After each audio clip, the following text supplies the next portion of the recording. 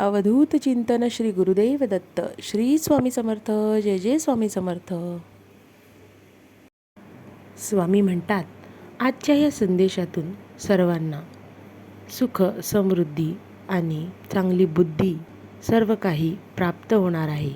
त्यामुळे या संदेशामार्फत तुमच्या जीवनात खूप काही यशप्राप्ती होईल.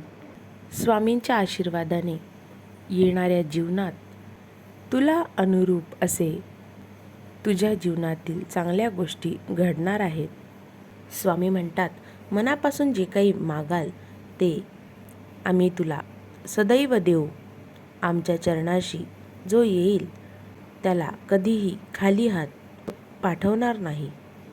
आमची सदैव कृपादृष्टी तुझ्यावर राहील. स्वामी म्हणतात, मनुष्याच्या मुखात गोडवा, मनात प्रेम आणि वागण्यात नम्रता, हृदयात गरिबीची जाण असली की बाकी चांगल्या गोष्टी आपोआप घडत जातात. त्याला प्रत्येक गोष्टीची जाणीव होत जाते. स्वामी म्हणतात, बाळा, विश्वास ठेव आमच्यावर. आम्ही सगळं काही व्यवस्थित करून देऊ.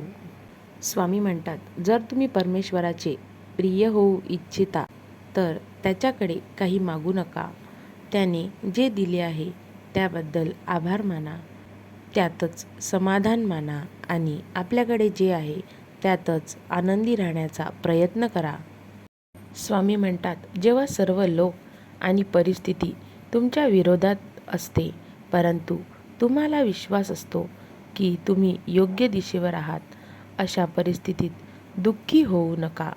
असे समजा की मी किती भाग्यवान आहे की मला योग्य मार्गासाठी संघर्ष करण्याची स्वामींनी संधी दिली.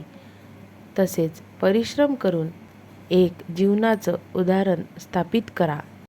स्वामी म्हणतात, जे भक्त मला ओळखतात ते माझ्यावर कधीही शंका घेत नाही आणि जे माझ्यावर शंका घेतात त्यांनी मला कधीही ओळखलेले नसते. त्यामुळे आमच्यावर विश्वास ठेवा आणि तुम्हाला जे ध्येय प्राप्त करायचे आहे त्याकडे लक्ष केंद्रित करून कार्य करत राहा. स्वामी म्हणतात, प्रत्येक मनुष्याला परोपकाराची बुद्धी असणे अत्यंत जरुरी आहे, परंतु हे वाटते तितके सोपं नसतं.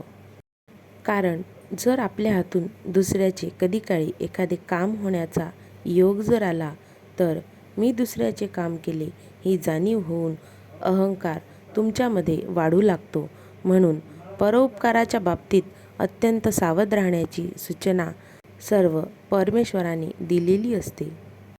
स्वामी म्हणतात, ज्यावेळी दुसऱ्यांकरिता काही करण्याची संधी मिळेल त्यावेळी त्याचा फायदा घेऊन तुमच्या मनाला शिकवण द्या की हे स्वामीराया, तुझ्या सेवेचा लाभ दिलास ही कृपा झाली.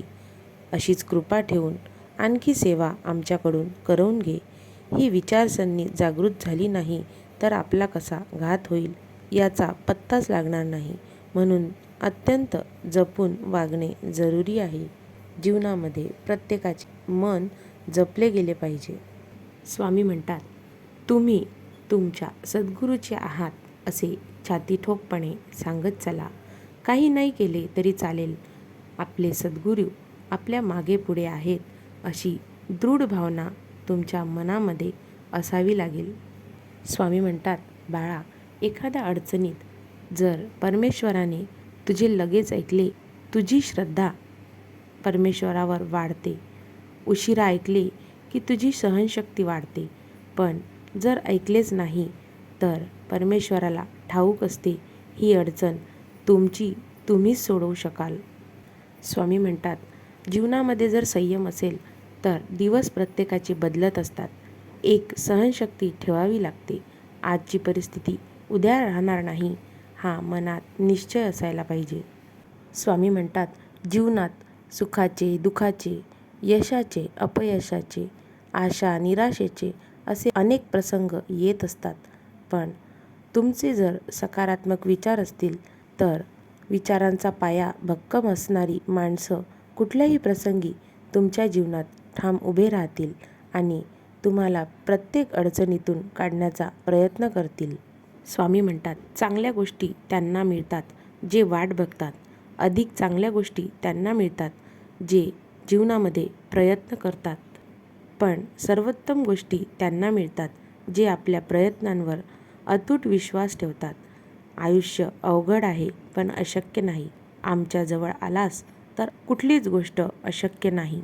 स्वामी म्हणतात, भूतकाळ आपल्याला आठवणींचा आनंद देतो, भविष्यकाळ आपल्याला स्वप्नांचा आनंद देतो, पण जीवनाचा आनंद फक्त वर्तमान काळच देतो. म्हणून ज्या स्थितीत आहे त्या स्थितीत आनंदी राहण्याचा प्रयत्न करा. उगाच दुःख बाळगू नका. आजचा दिवस आनंदित जाओ. अवधूत चिंतन श्री गुरुदेव दत्त. श्री स्वामी समर्थ. जय जय स्वामी समर्थ. ओम नमो नारायणाय.